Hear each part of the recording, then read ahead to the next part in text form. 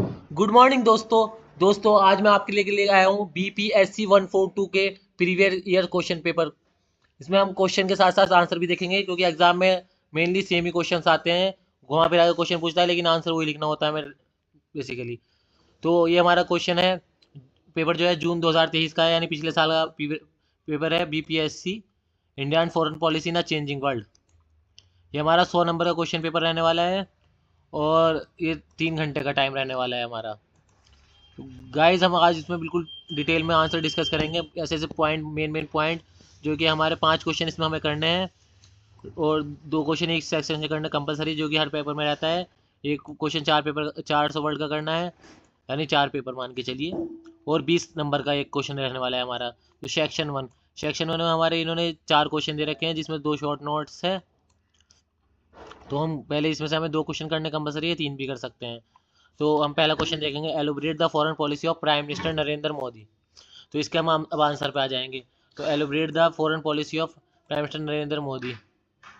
तो इसमें जो हमारे पॉइंट रहने वाले हैं इंपॉर्टेंट, ये हमने सब आपकी स्क्रीन पे आ गए हैं, आप के साथ हम डिस्कस करेंगे अभी। Emphasis on neighbourhood first. तो हमारे जो नरेंद्र मोदी की पॉलिसी है इसका ये पार्ट है कि हमें सबसे ज़्यादा फोकस जो करना है वो नेबरहुड फर्स्ट पे करना है। यानी हमें पहले जो फोकस रखना है वो अपने नेबर्स पे रखना है। यानी हमें नेबर के साथ अच्छा व्यवहार करना है, यानी अच्छी पॉलिसी बनानी है। एक्ट ईस्ट पॉलिसी, यानी हम पहले अब तक वेस्ट से के साथ अपने रिलेशन अच्छे करते हैं, हमें ईस्ट में जो हमारी कंट्रीज आ रही है, मलेशिया वगैरह, उनके साथ भी अच्छे रिलेशन बनाने हैं, बांग्लादेश, म्यांमार, ETC। दूसरी पॉलिसी हमारी रिलेशन विद मेजर पावर, यानी हमें अपने मजबूत रिलेशन करने हैं किनके साथ, मेजर पावर के साथ। तो हमें US से, रशिया और जापान के साथ नरेंद्र मोदी हमारे फॉरेन पॉलिसी में इनके साथ अपने रिलेशन को बहुत ज़्यादा मजबूत करने की कोशिश कर रहे हैं। और engagement in Asian, Indo Pacific, Africa, इन सब के साथ भी हमें इंगेजमेंट करना है, ये भी हमारी पॉलिसी का पार्ट है। Diplomacy, culture outreach, yoga diplomacy, ये सब भी हमारे फॉरेन पॉलिसी का पार्ट है। काउंटर टेररिज्म पे कोऑपरेशन करना, ये भी बहुत इंपॉर्टेंट है। फॉरेन इन्वेस्टर को इंडिया में लेकर आना, मेक इन इंडिया को प्रमोट करना, ये इकोनॉमिक डिप्लोमेसी का पार्ट है हमारी। एनर्जी सिक्योरिटी, क्लाइमेट इनिशिएटिव, ये सब पॉइंट्स हम एग्जाम में डाल सकते हैं क्योंकि ये सब इंपॉर्टेंट पॉइंट है। डिजिटल एंड टेक्नोलॉजी डिप्लोमेसी, यानी टेक्नोलॉजी को फोकस कर रहे हैं हम, इन सबको हम एक्सप्लेन भी कर सकते हैं एग्जाम में। तो दोस्तों हमारा अब दूसरा क्वेश्चन पर आ जाते हैं हम। पहले हम क्वेश्चन पेपर में दूसरा क्वेश्चन देखेंगे। दूसरा क्वेश्चन हमारा रहने वाला है, discuss the objective of India's foreign policy, यानी हमारी फॉरेन पॉलिसी इंडिया की जो है उसके ऑब्जेक्टिव क्या है, हम इसको डिस्कस करेंगे।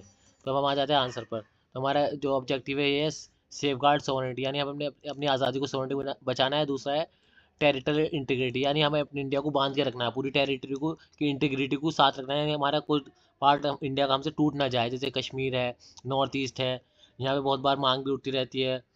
फॉरेन जो लोग हैं वो इन पे ऐसा दबाव बनाते हैं, लोगों को फंडिंग करते हैं, टेरर फंडिंग करते हैं ताकि हमारे इंडिया के अंदर इनस्टेबिलिटी आए। तो हमारा मेन ऑब्जेक्टिव फॉरेन पॉलिसी का है कोई ऐसा ना कर पाए हमारे साथ। दूसरा पॉइंट है इसमें, प्रमोट पीस एंड सिक्योरिटी। देखो, पीस नहीं होगी तो कोई भी हमारे इंडिया की ग्रोथ कैसे हो पाएगी। तो इसलिए प्रमोट पीस और सिक्योरिटी को प्रमोट करना है हमारा main, one of the main objective है फॉरेन पॉलिसी का।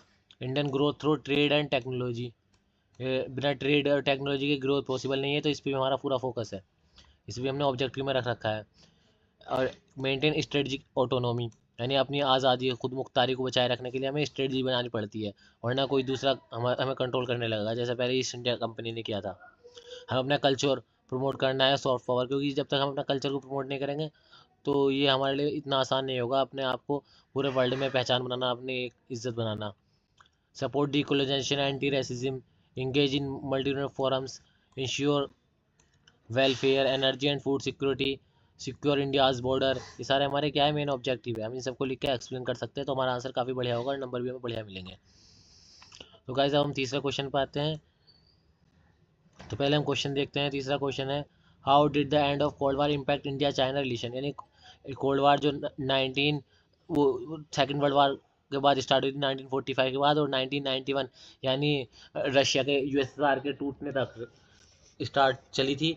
तो हम उसको क्या करेंगे, उसका इम्पैक्ट क्या पड़ा इंडिया और चाइना के रिलेशन पर, इसको एलिब्रेट करना है हमें इस क्वेश्चन में। तो देखते हैं चलो इसका आंसर अब।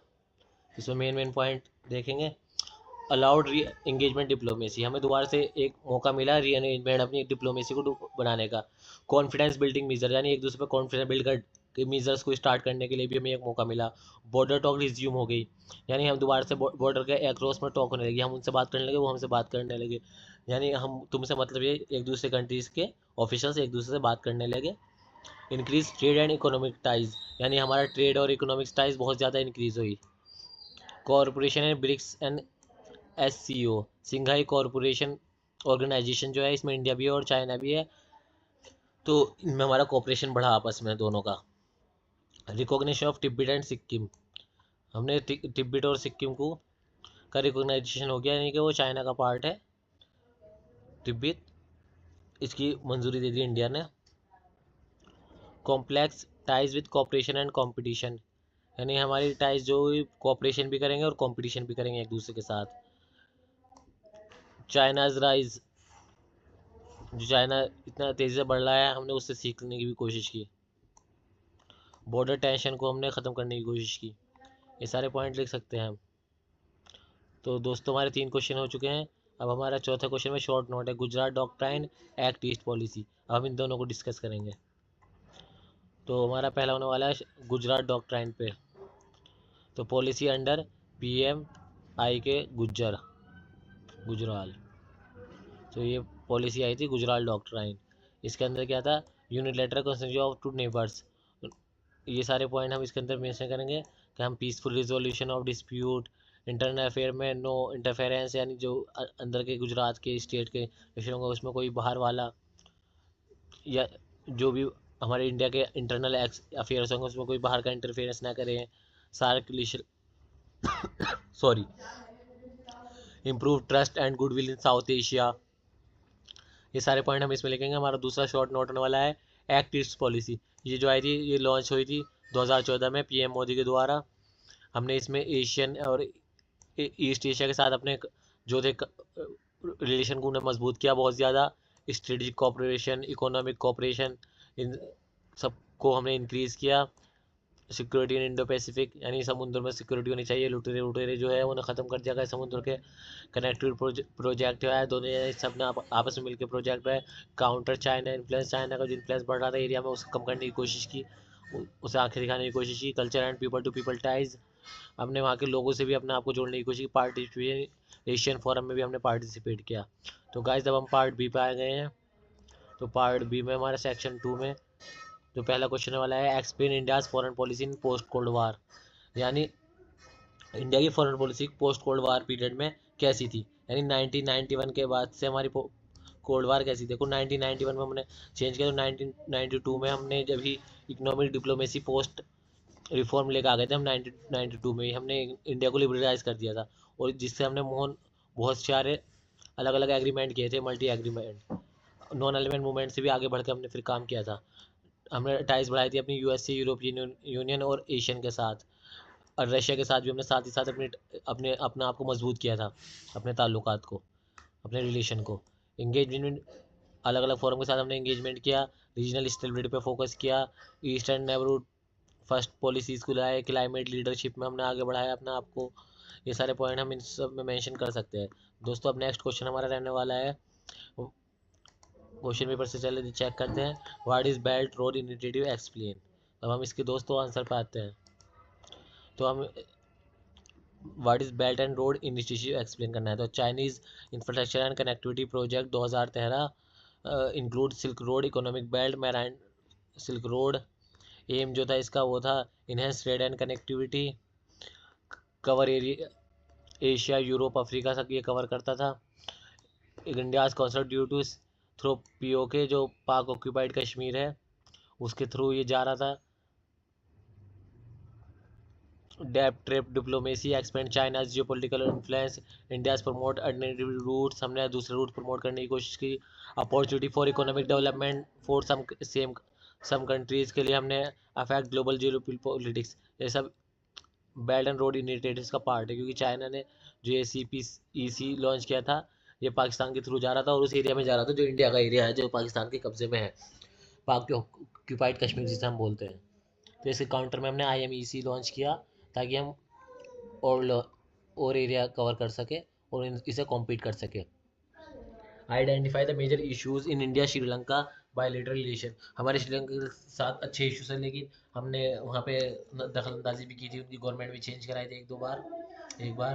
तो तमिल इशू है, राइट कंसर्न है, फिशरमैन डिस्प्यूट हमारा चलता रहता है, चाइना ग्रोइंग इन्फ्लुएंस, चाइना वहाँ पे पोर्ट बना रहा है, तो इसकी वजह से वहाँ पे चाइना का इन्फ्लुएंस बढ़ रहा है, तो हमने उसे भी कम करने की कोशिश की। Security in Indian ocean, India ocean में सिक्योरिटी का मसला है, क्योंकि अगर चाइना वहाँ पोर्ट बनाएगा, चाइना वहाँ कब्जा करके बैठ जाएगा, तो इंडिया के लिए बहुत मुश्किलें खड़ी हो सकती है। कल्चरल एंड रिलीजियस टाइज हमारी पुरानी है, डिफेंस कॉरपोरेशन, ये सारे पॉइंट हम क्वेश्चन आंसर में मेंशन, इस आंसर में मेंशन कर सकते हैं। और इस जो भी श्रीलंका से रिलेटेड हमारा क्वेश्चन आएगा इस सब्जेक्ट में, हम उसमें ये सब आंसर पॉइंट डाल सकते हैं। फिर हमारा क्वेश्चन नंबर 8 शॉर्ट नोट वाला होने वाला है, इसमें हमें 2 शॉर्ट नोट लिखने हैं। ये हमने श्रीलंका वाला क्वेश्चन नंबर 7 डिस्कस कर लिया है। क्वेश्चन नंबर 8 ये हमें सागर और new great game in Central Asia, in 2 पे शॉर्ट नोट लिखना है। तो आप ये भी डिस्कस करते हैं। देखो ये सब क्वेश्चन जो ना लेटेस्ट क्वेश्चन आंसर आने लगे हैं, तो हमें इन पे देखना बहुत अच्छे से ज़रूरी है, क्योंकि दोबारा बहुत उम्मीद है कि इनमें से कोई 4-5 क्वेश्चन रिपीट होंगे। Security and growth of all in religion announced by PM Modi in 2015, maritime security in IOR, freedom of navigation, sustainable development and blue economy, disaster management corporation. ये सारे हमने अपने इंडियन ओशन को लेके, हमारे पास जो समुद्र वाला इलाका है, हमारे काफ़ी बड़ा एरिया जो है पानी से कवर है हमारे इंडिया का, 3 तरफ से समुद्र है, तो हमने सागर को हम कैसे इम्प्रूव कर सकते हैं, इसमें सब में वही लिखना है। सागर जो है मोदी जी ने लॉन्च किया था 2015 में, कि हम इस सब समुद्र का कैसे फ़ायदा उठा सकते हैं। काउंटर प्रेडेंट surveillance net security provide role in India standardise with island nation. देखो आपको ही पता है कि एक बार हमें समुद्र किनारे मुंबई में अटैक भी हुआ था, तो हमें उन सबको के लिए हमें अपनी सिक्योरिटी बनानी, समुद्र में सागर का यही मेन ऑब्जेक्टिव था, हमारी सिक्योरिटी इसके थ्रू कोई अटैक भी ना हो, और जो हमारी ये रिसोर्सेज है 200 किलोमीटर तक की, हम इनको अच्छे से यूटिलाइज कर पाए। ये हमारे इंडो पैसिफिक स्ट्रेटजी का भी पार्ट है। तो दूसरा नोट हमारे पास new great game in Central Asia. तो ये पोस्ट कोल्ड वार जो पॉलिटिकल कंपटीशन है, प्लेयर्स में Russia, China, USA and regional power है, कि सेंट्रल एशिया में किसकी चलेगी। तो मेन अभी तक तो सेंट्रल एशिया में इसराइल बना हुआ है। जब तक इसराइल है तो यूएसए की चलती रहेगी, क्योंकि इसराइल सबको आसपास के मुल्कों को दबा के रखता है, यूएसए के सपोर्ट से अभी भी वहाँ वॉर चल रहा है। चाइना वहाँ अपना इन्फ्लुएंस चाहता है, रशिया चाहता है उसका इन्फ्लुएंस हो। कंपटीशन फॉर एनर्जी रिसोर्स, क्योंकि वहाँ पे एनर्जी बहुत है, तो एनर्जी के लिए कंपटीशन है। कनेक्टिविटी रूल्स, क्योंकि रशिया इंडिया और यूरोप को बीच में से यही कनेक्ट करता है जब हम वर्ल्ड मैप देखेंगे। China's BRE, Russia's US interest for security, India's interest for connectivity and resource stability, impact and regional security. Central Asia की for energy diversification, part of multi global competition. ये सब हम लिख सकते हैं। देखो हमने गाइस पूरे एक क्वेश्चन पेपर को डिस्कस कर लिया है। अब हम दूसरा क्वेश्चन पेपर भी जल्दी डिस्कस करके दूसरी वीडियो में लेकर आएंगे। आप हमारे चैनल को सब्सक्राइब कीजिए, और आपको अगर हिंदी में भी ये क्वेश्चन पेपर के आंसर ऐसे ही चाहिए तो भी कमेंट सेक्शन में हमें बता सकते हैं, और इनके आंसर की पीडीएफ अगर आपको चाहिए तो भी आप कमेंट कर सकते हैं पीडीएफ, तो आपको इसकी पीडीएफ ही मिल जाएगी आंसर्स के पॉइंट की। Thank you for watching us दोस्तों, दोबारा मिलते हैं अगली वीडियो में। Thank you.